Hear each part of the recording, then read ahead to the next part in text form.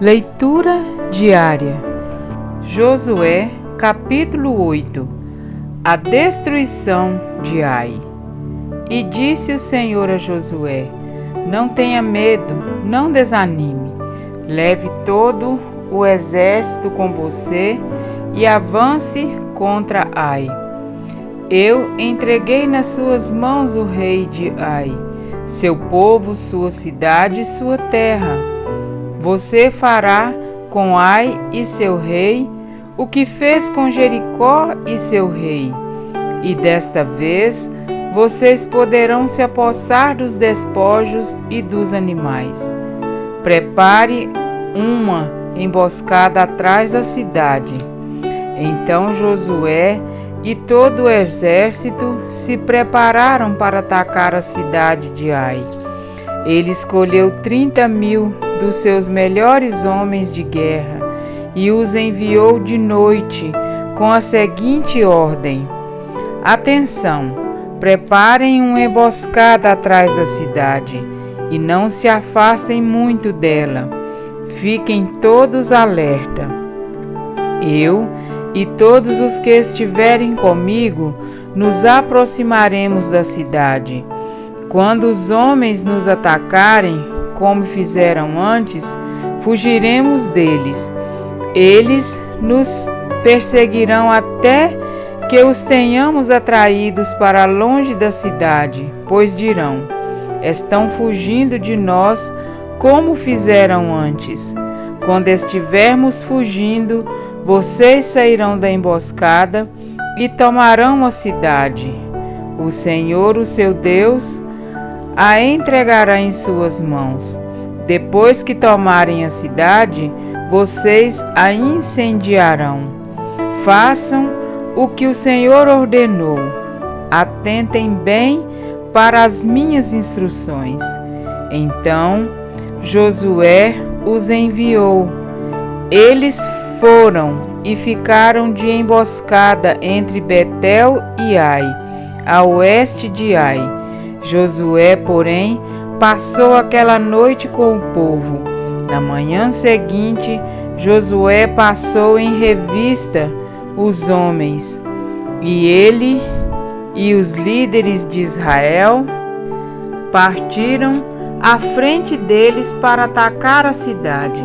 Todos os homens de guerra que estavam com ele avançaram, aproximaram-se da cidade pela frente e armaram acampamento ao norte de Ai, onde o vale os separava da cidade.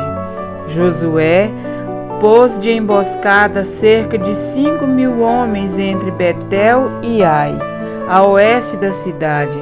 Os que estavam no acampamento ao norte da cidade e os que estavam na emboscada a oeste tomaram posição.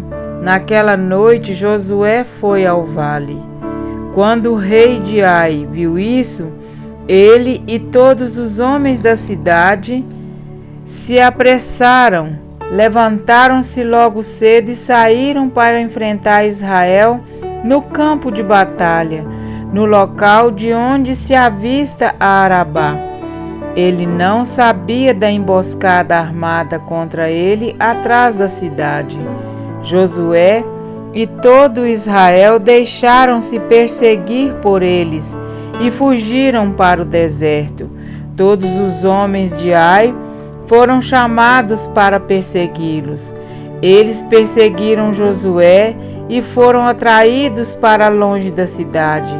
Nenhum só homem ficou em Ai e em Betel. Todos foram atrás de Israel. Deixaram a cidade aberta e saíram em perseguição de Israel. Disse então o Senhor a Josué: estende a lança que você tem na mão na direção de Ai, pois nas suas mãos entregarei a cidade. Josué estendeu a lança na direção de Ai, e assim que o fez, os homens da emboscada saíram correndo da sua posição, entraram na cidade, tomaram-na e depressa incendiaram. Quando os homens de Ai olharam para trás e viram a fumaça da cidade subindo ao céu, não tinha para onde escapar, pois os israelitas que fugiram para o deserto se voltaram contra os seus perseguidores. Vendo Josué e todo Israel que os homens da emboscada tinham tomado a cidade e que desta subia fumaça, deram meia volta e atacaram os homens de Ai. Os outros israelitas também saíram da cidade para lutar contra eles, de modo que foram cercados, tendo os israelitas dos dois lados. Então os israelitas o mataram, sem deixar sobrevivente nem fugitivos, mas prenderam vivo o rei de Ai e o levaram a Josué. Israel terminou de matar os habitantes de Ai no campo e no deserto, onde os tinha perseguido. Eles morreram ao fio da espada. Depois disso, todos os israelitas voltaram à cidade de Ai e mataram os que lá haviam ficado. 12.000 homens e mulheres caíram mortos naquele dia. Era toda a população de Ai, pois Josué não recuou a lança até exterminar todos os habitantes de Ai. Mas Israel se apossou dos animais e dos despojos daquela cidade, conforme a ordem que o Senhor tinha dado a Josué. Assim, Josué incendiou Ai e fez dela um perpétuo monte de ruínas, um lugar abandonado até hoje. Enforcou o rei de Ai numa árvore e ali o deixou até a tarde. Ao pôr do sol, Josué ordenou que tirassem o corpo da árvore e que o atirassem à entrada da cidade, e sobre ele ergueram um grande monte de pedras, que perdura até hoje. A renovação da aliança no Monte Ebal. Então Josué construiu no Monte Ebal um altar ao Senhor, o Deus de Israel, conforme Moisés, servo do Senhor, tinha ordenado aos israelitas. Ele o construiu de acordo com o que está escrito no livro da lei de Moisés, um altar de pedras não lavradas, nas quais não se usou ferramenta de ferro. Sobre ele ofereçam ao Senhor holocaustos e sacrifícios de comunhão. Ali, na presença dos israelitas, Josué copiou nas pedras a lei que Moisés havia escrito. Todo Israel, estrangeiro e naturais da terra, com os seus líderes, os seus oficiais e os seus juízes, estavam em pé dos dois lados da arca da aliança do Senhor, diante dos sacerdotes levitas que a carregavam. Metade do povo estava em pé defronte do monte Gerizim e metade defronte do monte Ebal, tudo conforme Moisés, servo do Senhor, tinha ordenado anteriormente, para que o povo de Israel fosse abençoado. Em seguida, Josué leu todas as palavras da lei, a bênção e a maldição, segundo o que está escrito no livro da lei. Não houve uma só palavra de tudo o que Moisés tinha ordenado que Josué não lesse para toda a Assembleia de Israel, inclusive mulheres, crianças e os estrangeiros que viviam no meio deles. Amém? Para refletir, o mesmo povo que há pouco havia perseguido os homens de Israel e os derrotado por causa do pecado de Acã, agora teria a sua cidade tomada e destruída, sob a liderança do Senhor dos Exércitos. Desta vez, Deus concedeu a Israel dos despojos da guerra. Josué então elaborou uma estratégia de combate, que fez com que os inimigos caíssem em suas mãos. No versículo 4, ele disse aos homens: todos estareis alertas.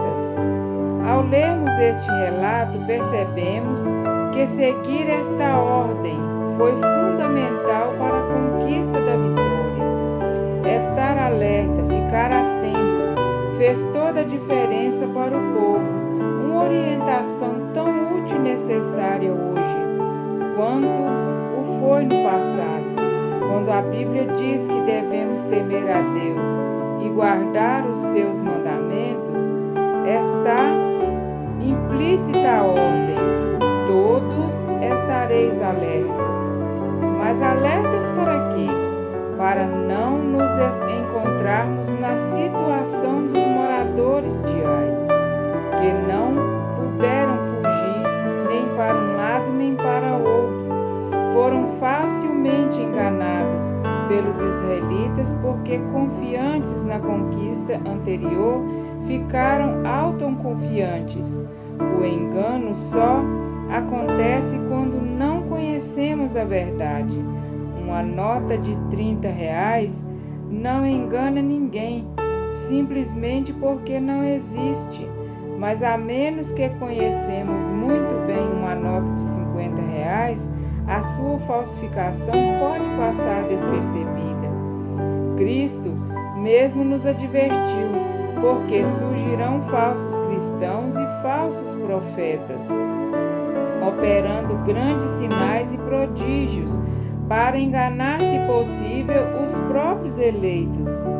Vede que vos tenho predito, portanto vigiai, ficai também apercebidos, porque a hora em que não cuidais, o Filho do Homem virá.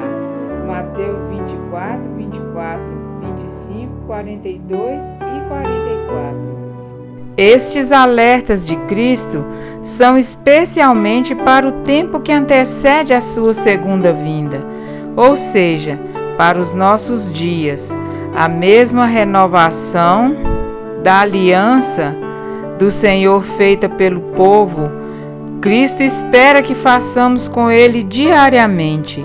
Cada dia é uma nova oportunidade que recebemos para renovarmos a nossa vida com quem selou a sua aliança com o próprio sangue. O seu amor que salva e a sua verdade que liberta está à disposição de todo aquele que crê. Precisamos estar atentos às suas palavras. Não abandonemos a nossa torre de vigia. Diante de nós está a bênção e a maldição. Palavra nenhuma houve, relevante para a nossa salvação, que o Senhor nos ocultasse. Certamente, o Senhor Deus não fará coisa alguma sem primeiro revelar o seu segredo aos seus servos, os profetas. Amós 3:7. Somente por meio das Escrituras e de uma vida de oração e testemunho podemos nos manter alerta contra os enganos do inimigo. Assim como toda a congregação parou para ouvir a palavra do Senhor, o chamado de Deus é o mesmo para nós hoje. Pare, ouça, obedeça e esteja atento. Precisamos ser sóbrios e vigilantes, pois o diabo, adversário, anda em derredor como leão, que ruge procurando alguém para devorar. Portanto, precisamos vigiar e orar constantemente. Amém?